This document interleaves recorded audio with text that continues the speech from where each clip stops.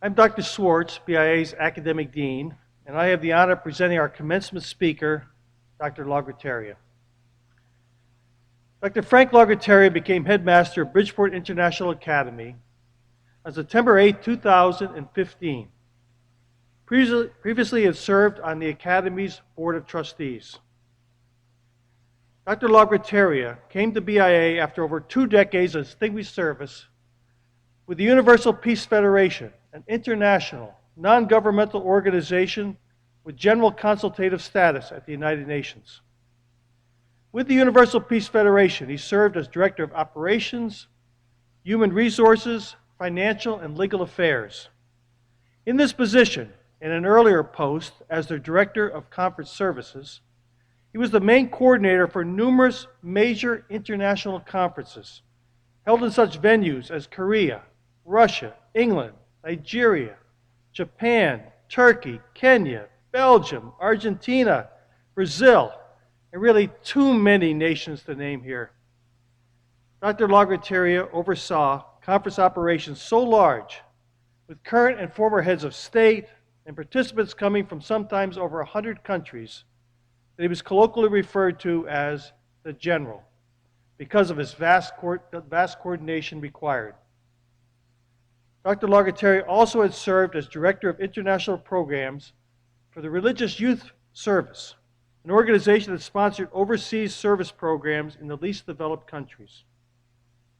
Dr. Lagrateria holds a Doctor of Ministry and Master of Divinity degrees from the Unification Theological Seminary and a Bachelor of Science degree from Excelsior College.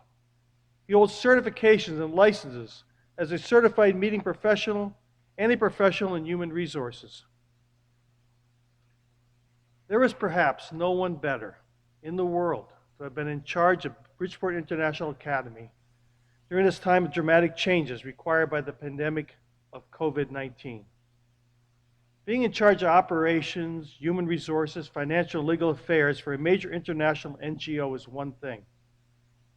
But being responsible for major international conferences is a particular challenge, where emergencies are the norm. There are hotel negotiations in foreign countries, room and meal arrangements, guests and VIPs and speakers flying in from all over the globe, and sometimes events held in multiple venues. During international conferences, emergencies happen on the hour. Some are minor. A VIP's luggage sent on to the wrong country, equipment stuck in customs, or uninvited guests showing up. But there are sometimes major challenges, such as a last-minute change in schedule and venue, where Dr. Lagrateria would have to scramble overnight to find buses to take the hotel guests to another site. When COVID-19 suddenly shut down in-person classes, Dr. Lagrateria was the person best prepared to deal with the situation. He didn't miss a beat. He quickly gathered information from a network of experts, met weekly with other school officials throughout New England, and made a goal to continue to provide a quality education to students and to make a memorable graduation program. It was painful for Dr. Lagrateria not to be able to greet each student as they arrived to school each day, and to embrace each graduate and their parents at a graduation ceremony. But I think you'll find tonight's ceremony to be a model for an online convocation. Dr. Lagrateria. Thank you, Dr. Schwartz.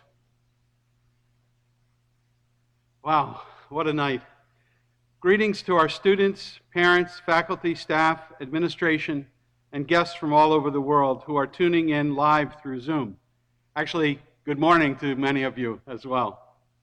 It is my great honor and privilege to address you this evening. I have known many of you since you came to BIA in the 9th grade. A few of you longer than that, and some only recently. Regardless of the length of time you were here, we have become one big, happy BIA family.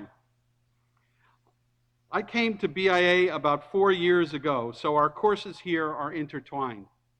I have witnessed your growth and development over these past few years. Each of you occupies a special place in my heart. Although each year was memorable for milestones such as classes, plays, the opening of this room, Spurgeon Hall, and our Monday morning assemblies, and the halos last June, I would think you would all agree that the most remarkable experience of all has been persevering through the COVID-19 pandemic. Regardless of the storms brewing outside our walls, we came together as a school. Students, parents, and teachers all pulled together to continue the work of education and further the mission of BIA. Many new doors and avenues of learning have clearly opened up. We will never be the same. But we are not alone. Human history is always defined by challenges. Imagine the world 500 years ago. People believed that the world was flat. If they went far enough, they believed they would fall off the edge. No one was brave enough or adventurous enough to even try. Then, in 1475, Prince Henry of Portugal sailed with his men and crossed the equator. Surprise, surprise!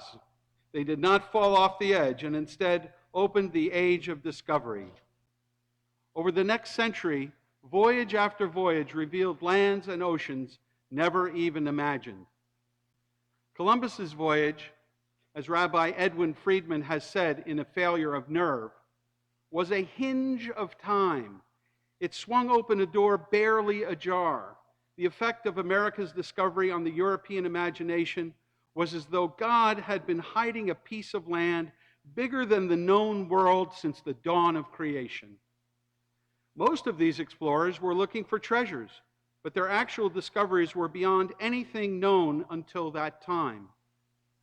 Not only new lands, but new horizons in art, science, and philosophy were opened during the Renaissance. A millennium of ignorance known as the Middle Ages ended as the spirit of adventure took hold, and those brave ocean explorers and pioneers challenged long-held myths.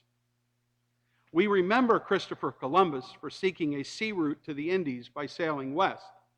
But another adventurer, a former banker, is worth noting today. His name was Vespucci, and he discovered South America, an entire landmass not previously known. While map makers are not usually expected to make history, one cartographer, Martin Waldseemüller, did just that. He wrote Vespucci's first name, Amerigo, on the map of this new continent, and thus America came into being. We can discern several characteristics of the age of discovery and the Renaissance. Explorers had to be willing to go the opposite way. They had to be fearless and not worry about falling off the edge.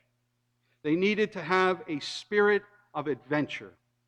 In the same way, the artists, scientists, and philosophers began to look at the world differently, to ask new questions that no one had asked before. In short, they had to have the nerve and the guts and the vision to go forward. Let's turn our attention to today. The modern world is chock full of data. Our phones, computers, televisions all feed us data about weather, news, sports, you name it. We see computer models of COVID-19 outbreaks and climate change. We are bombarded daily with polls and statistics. Data is used to make one point or to argue the opposite. We are living in an age defined by data, and we have become dependent on data for our very survival. Yet, think of those brave mariners who embarked on their 15th century adventures. Their data was limited and incomplete. Their data did not lead them to make their discoveries or open up new horizons for others. Rather, it was character, nerve, vision, spirit. That was the primary force. The data came later as they returned and reported on their experiences. Modern society does the opposite. We follow the data, not our instincts or intuition or emotion. Yet being led by data would have stopped such historical accomplishments as building the Transcontinental Railroad in 1862.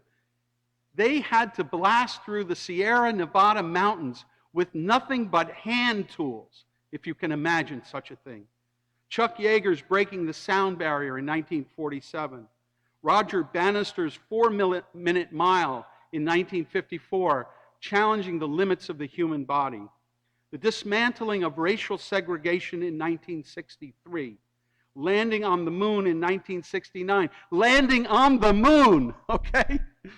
Mapping human DNA, known as the Human Genome Project, from 1984 to 2003. In many ways, these challenges were the equivalent of sailing over the equator in the 15th century. The data available until that point seemed to show this cannot be done.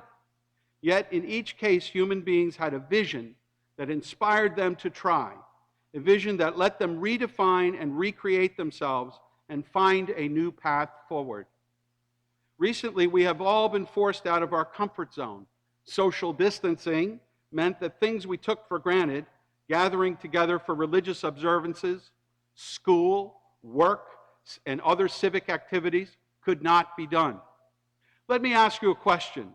Without meeting in a place of worship, could you still relate with God? Without sitting in a classroom, could teaching and learning take place? Without meeting, embracing, shaking hands, could you still have connected deeply in your human relationships? The data until then was that most of our daily activities would be impossible. Yet what we found as a society is that we are creative problem solvers, and we find ways to get to our goals even when obstacles arise. We now have online everything, from picking up gourmet meals curbside to driving through medical testing facilities and everything in between. I would say that data is the new equator, and we need to consider what might be on the other side. What does it mean to go beyond the data? Well, for Columbus, it meant going west to get to the east. For Chuck Yeager, it meant that when his jet began vibrating and other pilots slowed down, he sped up, breaking the sound barrier. It means thinking outside the generally accepted limits.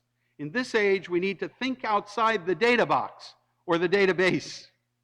Now, I'm not talking about becoming an anti-dataite, okay? Rather, I am talking about claiming back your unique self, establishing your individuality, and using data to help you reach your goals and vision. You are the subject, not data. Now, of course, the data helps you and supports you what you want to do, but it is not your master. Let me give you an example. Over Memorial Day weekend, I happened to take a scenic drive. Miss Elizabeth and I pulled over at a particularly scenic spot to enjoy the view while having our lunch. Many people came and went, seemingly just to snap a photo rather than to drink in the atmosphere and enjoy the view. It made me wonder, are we taking photos to capture a meaningful moment, or are we incessantly feeding virtual content to virtual realities, such as Facebook, Twitter, Instagram, Snapchat, TikTok, you name it? In other words, who's in charge here?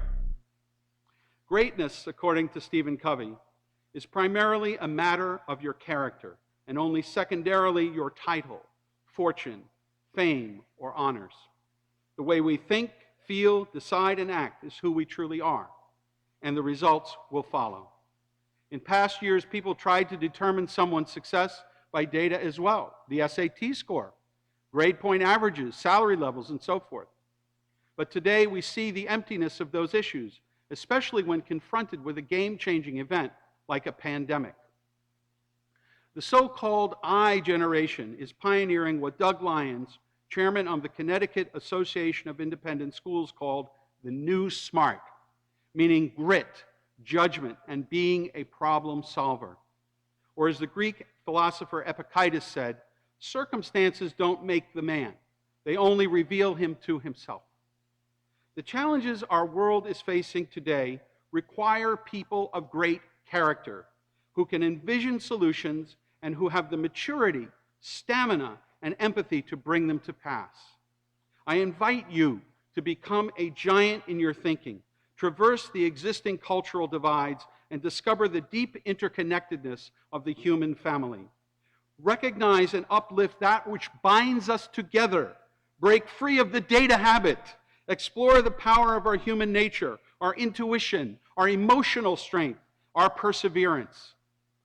I find it fascinating that many of the qualities that are suddenly being recognized during the current challenge of the corona pandemic are the core values that BIA students have been developing, such as kindness, sacrifice, hope, service, individual responsibility, and public-mindedness.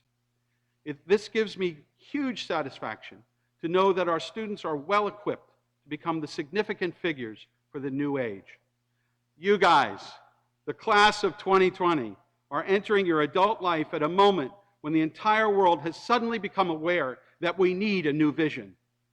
Perhaps you will become the new Leonardo da Vinci's, William Shakespeare's, Galileo's, Christopher Columbus's, Amerigo Vespucci's, Isabella Bonfrey's, one of my favorite historical figures. I wrote a paper about her in graduate school. I just love her and what she stood for. Gandhi's, Chuck Yeager's, Rosa Parks's, Martin Luther King Jr.'s, Katherine Johnson's, and Malala's. Perhaps you will be the ones to create the new Renaissance, to voice the new I Have a Dream speech, to break the barriers and concepts that have limited humanity, and to open horizons for our new world. The origin of all of this is inside you. So class of 2020, go out, dream, risk, ask questions, challenge assumptions. Your bravery and initiative are needed as never before. Own yourself, define yourself, and you will naturally help create a new and bright future for our entire world. I look forward to watching each of your journeys, and in every way, I wish you profound success. Thank you, and God bless you.